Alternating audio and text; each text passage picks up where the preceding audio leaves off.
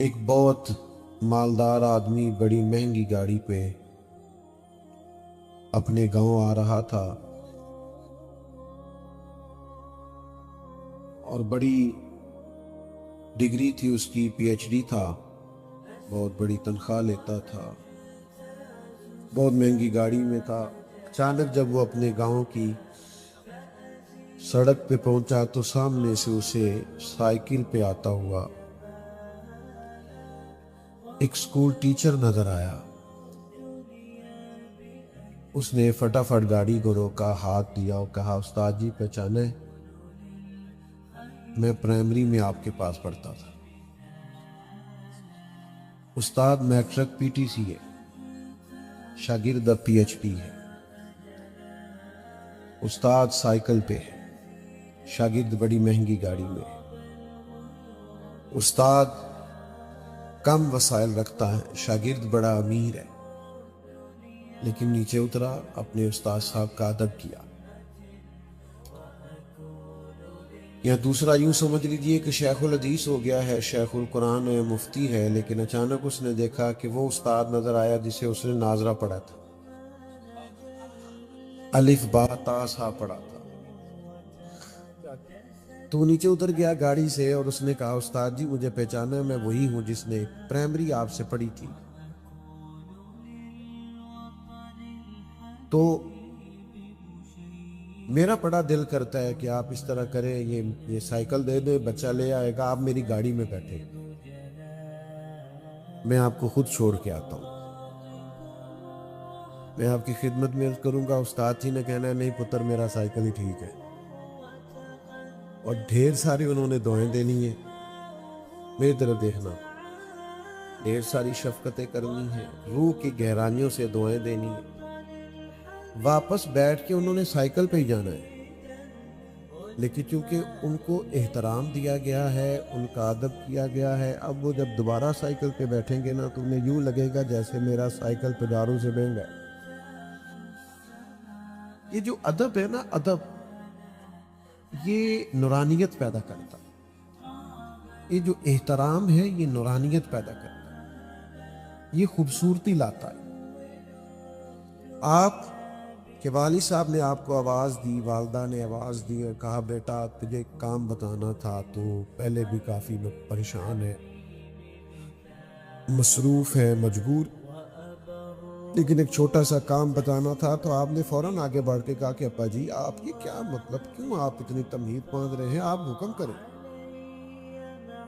میں ہر چیز پیش کرنے کو تیار ہوں۔ تو آپ نے چونکہ ادب کیا ہے، پتہ ملے گا کیا، آپ تو ایک جملہ کہہ کے چلے جائیں گے اور جا کے لیٹ جائیں گے تو والدین تکیے پہ رو رو کے آپ کے لیے دعا کریں گے۔ ادب سے خوبصورتی پیدا ہو، لیکن جب کوئی بے ادبی کرتا ہے، میں نے کہا تھا موبائل بند کر دیں، قریب والوں کو تو بالکل نہیں چلانے چاہیے۔ میں تھوڑے نہ گل کرنی کسی میں لگے موبائل کرتے ہیں کہ موبائلہ نہیں کریں، تو یہ کتنے لوگ سارے اتنے کیمرے لگے ہیں کہ دے دیں گے سارے آپ کو، اللہ تعالیٰ جزائے خیر دے۔ آپ جو سامنے بیٹھے ہیں آپ تو چلو مچ بال عشق دا سیکاں گے تے جھٹ کو ایک دوجے نو ویکھاں گے، تو آپ تھوڑی مہربانی کریں، آپ نے شریکہ موبائل کا سامنے کر لیے تو موقع دیں، آپ سے بات ہو۔ ابا جی نے یا اماں جی نے آپ سے کوئی بات کی، لیکن آپ نے کہہ دیا آپ مجھے کام ہی بتاتے رہتے ہیں، میرے اور بھی اب بڑے مسئلے ہیں، بڑے خرچے ہیں، تو آپ نے کوئی بے ادبی نہیں کی لیکن ادب بھی نہیں کیا، وہ بیچارے ساری رات پریشان رہیں گے میں نے بات کیوں کی۔ دوستو ادب نعمت ہے، ادب دولت ہے، ادب کمال ہے۔ ادب کرو گے تو سمر جاؤ، ادب کرو گے تو نورانیت پیدا ہو۔ یہ میرا جو دور ہے نا، یہ دور ہے لوگوں کو باتیں بڑی آتی، لوگ تیز بڑھے اللہ ماشاء۔ میں دوستوں سے اکثر کہا کرتا ہوں کہ پچھلے زمانے میں نا لوگوں کو شیشے میں اتارتے تھے، اب زیادہ تیز ہو گئے، اب تو شیشیوں میں بھی اتار لیتے، چھوٹی چھوٹی شیشیوں میں بھی چاپلوسیاں، خوش آمدید، دعوتیں، آنا جانا، کسی کو سمجھانا۔ تو اس سے نقصان کیا ہوتا ہے؟ جب بڑی تیزی کو دکھاتا ہے تو ادب نہیں قائم رہتا. آپ بعض ایسے لوگوں کے بارے میں بھی وہ کچھ کر رہے ہوتے ہیں جہاں آپ کو ادب کرنا چاہیے. دیکھیں نا بزرگوں کے بارے میں تو یہ ہے ان سے دعا لی جائے، لیکن ہم فوٹو لے رہے ہیں. وہ ادب کہاں گیا؟ وہ احترام کہاں گیا؟ جس کو لوگ نیک جانتے تھے اس کے بارے میں لوگ بات سمجھنا زیادہ ضروری جانتے تھے. تعظیم زندگی میں کریں. نبی پاک علیہ السلام کا فرمان بخاری میں موجود ہے. حضور فرماتے ہیں جس نے 3 لوگوں کی عزت کی نا، وہ سمجھے میں نے اپنے رب کا احترام کیا. ایک جس نے قرآن مجید کے عالم کی عزت کی، ایک جس نے عدل کرنے والے بادشاہ کی عزت کی، اور تیسرا فرمایا جس نے سفید داڑھی والے مومن کی عزت کی. ادب کرے، احترام کرے. لہجہ بات کرنا، مخاطب کرنا، کسی شخص کے ساتھ کلام کرنا، کسی کو کوئی بات سنانا. میں اور آپ میں سے اگر کوئی آ کے کہے کہ فلانے کو آج میں نے پھر نہ جناب وہ ایسا باتوں میں الجھایا، چکر دیا، چلاکی دکھائی، مان گیا، میں نے منوا لیا اسے، تو یہ آپ کا کمال تھوڑی ہے، یہ تو اس کا کمال ہے. بیچارہ بھولا ہے، شریف آدمی ہے. آپ اس کو تیزی نہ سمجھیں. آپ ادب کے دائرے سے باہر ہوئے. آپ نے غلط کام کیا، کہنے والے تو کہہ ہی دیتے ہیں، سننے والے کمال کرتے ہیں. اللہ تعالیٰ نے قرآن مجید میں ارشاد فرمایا یا ایھا الذین آمنوا لا ترفعوا اصواتکم فوق صوت النبی. اے ایمان والو، تم نے اپنی آواز میرے نبی کریم کی آواز سے اونچی نہیں کرنی. ویسے آواز کا والیوم ہوتا ہے، موبائل پہ آپ آواز اونچی نیچی کریں تو والیوم ہے 1 2 3 ہوتا ہے نا. تو بندے کی آواز کا تو والیوم ہی نہیں، آپ کو کیسے پتا چلے گا کتنی رکھنی ہے؟ لیکن یہ دیکھیں اللہ نے کہا تم دیکھ لو محبوب کہاں تک بولتے ہیں، اس سے اونچی آواز نہیں ہونی چاہیے. نہیں، تم نے یہ رویہ رکھنا ہے. ایک صحابی تھے ثابت بن قیس بن شماس انصاری رضی اللہ تعالیٰ، انہیں شکل سماعت کا عارضہ تھا، یعنی تھوڑا اونچا سنتے تھے. جو لوگ اونچا سنتے ہیں بولتے بھی اونچا، وہ سمجھتے ہیں سارے ہی بولے گا. تھوڑا اونچا جو سنتا ہے وہ بولتا بھی ذرا اونچا ہے. تو حضرت ثابت بن قیس تھوڑا نا حضور کوئی بات کرتے تو اونچا بولتے، یا رسول اللہ سمجھ نہیں آئی.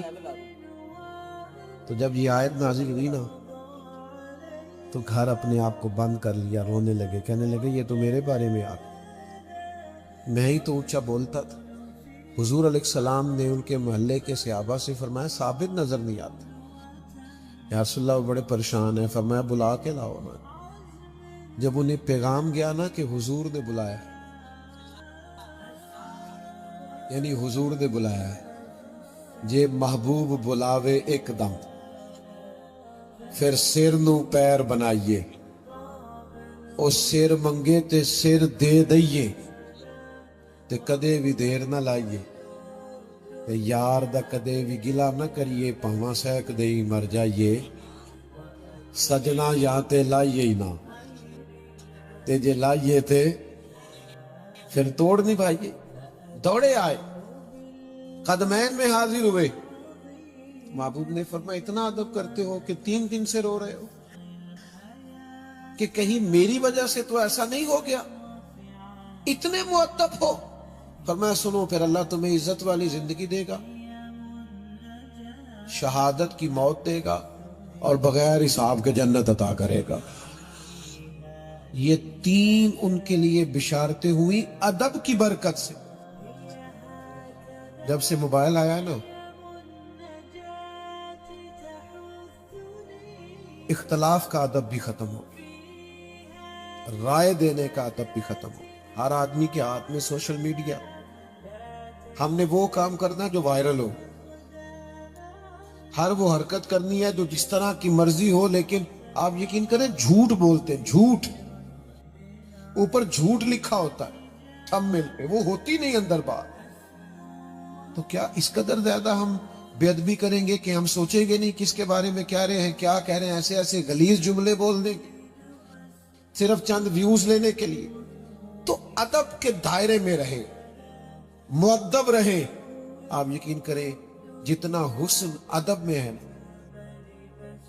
جتنا حسن احترام میں ہے، آپ نے مجھ سے ناراض نہیں ہونا. کیونکہ ظاہر ہے آپ پیار کرتے ہیں تو آ کے میرے سامنے بیٹھے ہیں نا. ہماری محفلوں میں نا، اہل سنت کی محفلوں میں لوگ نکے سر نہیں آئے کرتے. صحیح کہا، ہم لوگ باوضو ہوتے تھے. ہم حضور کی محفل میں جاتے تھے تو ہمارے لہجے ہی کچھ اور ہوتے تھے. ہم نا آہستہ آہستہ وہ سارا روایتی پن ہمارے اندر آ گیا ہے جو کبھی غیروں میں ہوا کرتا تھا، بہت زیادہ ادب سے. اور پھر آپ مسجد میں بیٹھے، دیکھیں میں ابھی آیا ہوں، آپ نے بہت زیادہ دوڑ دھوپ کی، نہیں مل سکتا میں سب سے کھڑا رہ کے. ظاہر ہے کہ میں ملنے لگوں گا تو محفل کا نظم خراب ہوگا، اور جاتی دفعہ بھی اگر میں سب سے ملنے لگوں تو محفل تو چلنی ہے آگے. تو یہ کیسے ممکن ہے کہ ملاقات ہو؟ ظاہر ہے کسی نے آنا ہے، کسی نے جانا ہے. اب پیر صاحب سے زیادہ، مولوی صاحب سے زیادہ مسجد کا ادب ہے. بات کی سمجھ آ رہی ہے؟ تو آداب قائم رکھنا ضروری ہے. اور پھر ادب یہ ہے کہ جو کہا جائے نا اس پر عمل کیا جائے، یہ خوبصورتی ہوتی ہے. اور باتوں کو اشارتاً بھی سمجھا جائے. صحابہ نے پتہ ہے حضور کا ادب کیسے کیا ہے؟ انہوں نے کنایتاً بھی سمجھا ہے، اشارتاً بھی سمجھا ہے، رضا کو بھی سمجھا. محبوب کیا چاہتے، بڑے واضح حکم بھی ہمیں ملتے ہیں تو ہم اس میں بھی گنجائشیں ڈھونڈ رہے ہوتے. سب کو پتہ ہے نا نماز فرض ہے، جلدی جلدی بتاؤ، تو بہانہ کس بات پہ؟ کہانی کیوں سناتے ہیں؟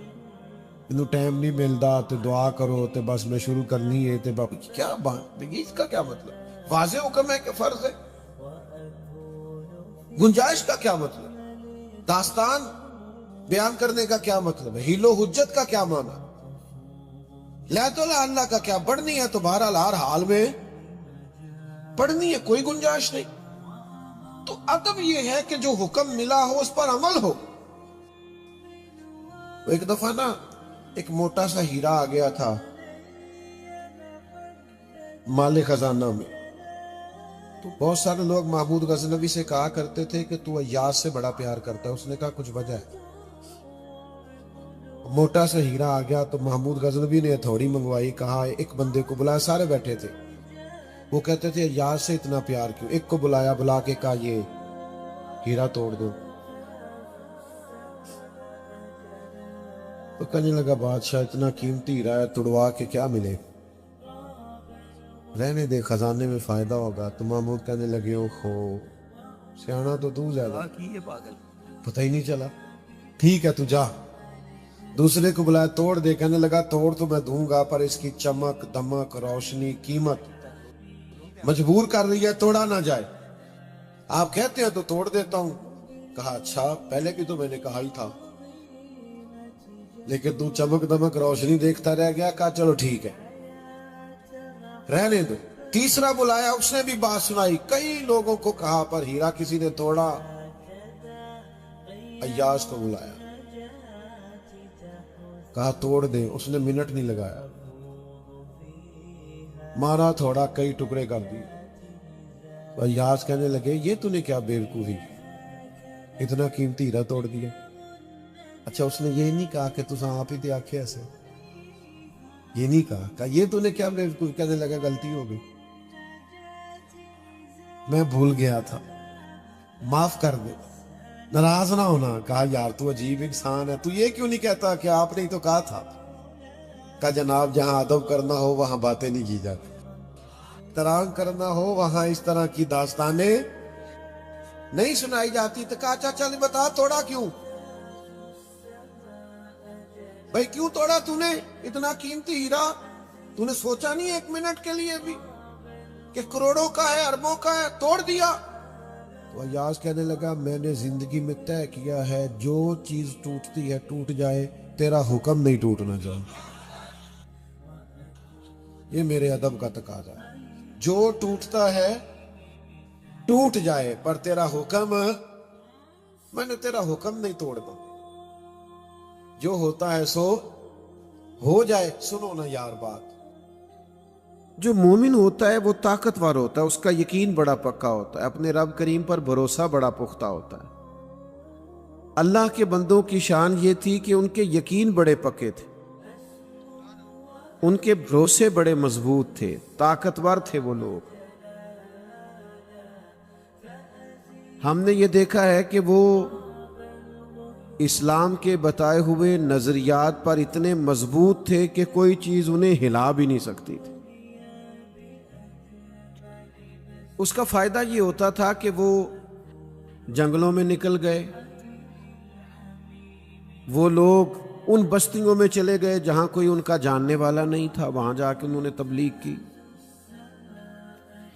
ऐसे इलाकों में जाके बैठ गए जहां बज़ाहिर उनके पास कोई अपनी फौज नहीं थी, लेकिन यकीन की दौलत इतनी मजबूत थी,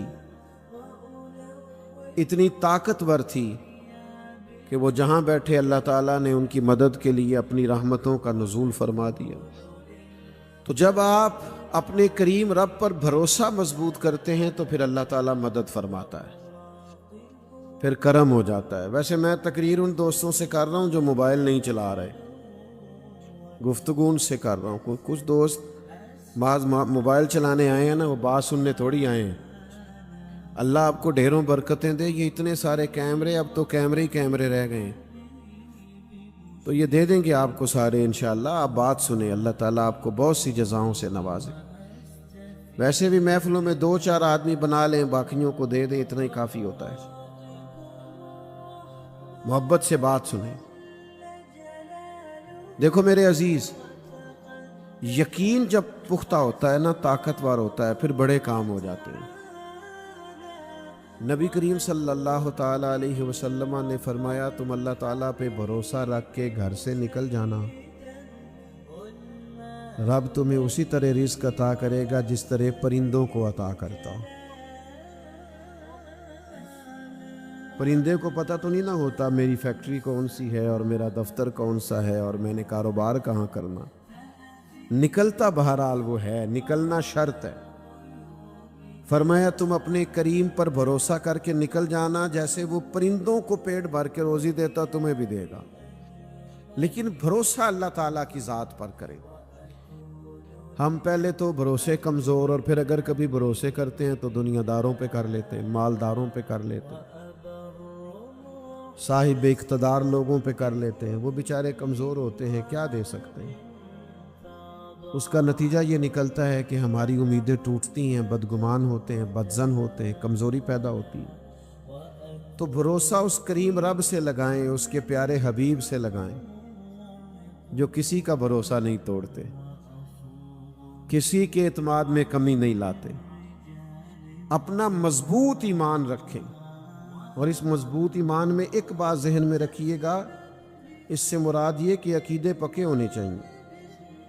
बंदा नज़रियाती तौर पे पक्का हो, ना राफजी हो, ना खारजी हो, ना कुछ और हो, सच्चा सुच्चा अकीदा अहले सुन्नत व जमात का हो उसका, फिर वो बात आगे बनती है। मजबूत नज़रियाती तौर पर पक्का आदमी, और फिर वो जब ईमान कामिल की दौलत के साथ जिंदगी गुजारता है तो फिर कभी कमज़ोर नहीं पड़ता, फिर उसके अंदर हमेशा अल्लाह ताला बुलंदी ही अता करता है, उसे ताकत ही नसीब होती है। हज़रत मौला अली शेर खुदा रदी अल्लाह ताला अन्हु का ना यकीन बड़ा पुख्ता था, बड़ा पक्का, कि जो उन्होंने दुनिया में बड़ा इनकलाब बर्पा किया, हर जंग में वो अव्वल दस्ते में रहे, तो फिक्री तवानाई बड़ी हासिल थी, मजबूत बहुत ज्यादा थी।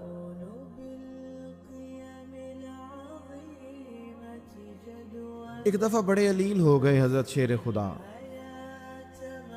हजरत मौला मुर्तज़ा रज़ी अल्लाह ताला अन्हु शदीद अलील हो गए। इतने अलील हुए कि खड़े होते थे तो बज़ाहिर टांगों पे राशा तारी थी।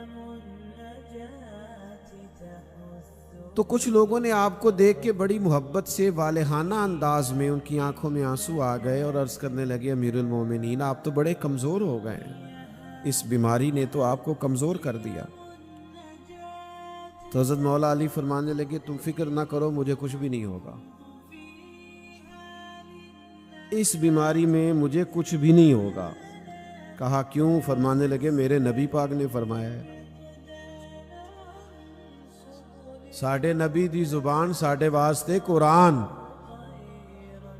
جو دن کو کہہ دیا دن ہے تو دن نکل آیا، جو شب کو کہہ دیا شب ہے تو رات ہو کے رہی، اور خدا نے ان کی زبان کو وہ اختیار دیا، جو نکلی منہ سے ان کے وہ بات ہو کے رہی۔